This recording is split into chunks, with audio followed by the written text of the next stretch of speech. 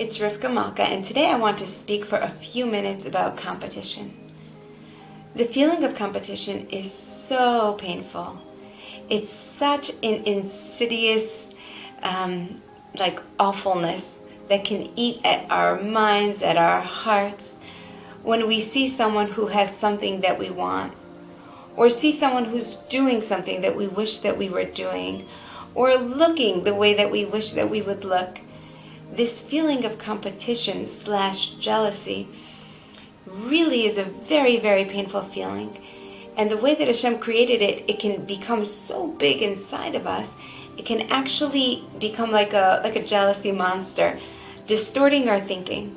It can happen like that. Sometimes you can get hooked onto one person, and that's it, that person becomes an obsession or a jealousy. We have this all over the Torah. This is not something that's new. What's the purpose of it? What is the kernel of truth inside competition that can help us to manage this very human experience? And every human experience is meant to open up to a godly experience, right? We're revealing the light in it. So I'd like to share with you 2 ideas. And with God's help, I'll try and say them really quickly. And hopefully you will listen into these ideas and take something that's helpful for you. And these are just some ideas that I've been thinking about. And there's many, many ways to look at competition. But here's one.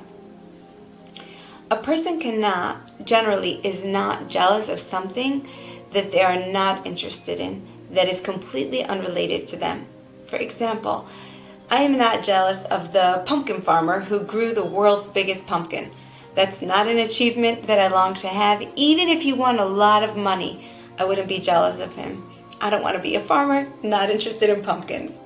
So naturally, I'm not going to be jealous of him. I'm not going to be in competition with him. That's not my competitor. So what is a competitor? A competitor is one that you look at and you do want what they have, or you do want to be like them in some way that feels unattainable. What's that all about?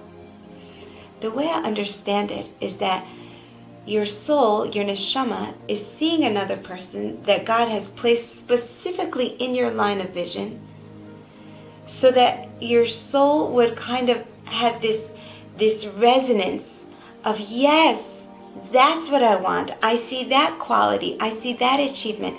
That's what I want. That's what I'm meant to have in my way for me.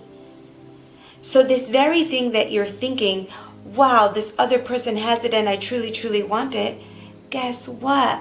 You're meant to have it. And you're meant to do the work to find it within yourself. And the way that I found this truth to be so logical is that if you think about it, there's billions of people in the world. How is it that human beings hone in on 1 or 2 people to be jealous of? How is it that we end up laser focused? There's tons of people who are having accomplishments, tons of people who are having more money, tons of people who are having better looks or whatever it is that is the current struggle. No, I believe that HaKadosh Baruch Hu focuses our lens there so that our neshama can wake up to what we ourselves are truly meant to have. So that is idea number 1. Anytime a person finds themselves jealous, know that which you see in the other person is already in you. And now you get to go on a journey to uncover it within yourself, to just move away the beliefs that aren't allowing you to see your own godly truth, your own godly accomplishment. It's Hashem's love for us that He has pointed us in the direction outside of ourselves and created this ambition to strive. It was never meant to be that any one of us should be against each other. And that leads us to point number 2. Point number 2 is once we truly realize that our work is here, it's within ourselves, that we are the apple of Hashem's eye, that all these experiences, including the very ones that seem to create jealousy or competition, they are all for our own growth, because there's something that we are meant to accomplish. Once we truly, truly realize that and stand in our own Bishvili nivra ha'olam, the world was created for me, then we start to recognize the more sophisticated truth that in fact we are a team. We are all part of one team. And an analogy would be, imagine a surgical room, and there is a patient, and there is a surgeon. This surgeon cannot do this surgery by himself. It does not matter how talented he is. He needs the anesthetist and the nurse and the one who goes to get the blood transfusions. He needs all of these other people to support him in his work.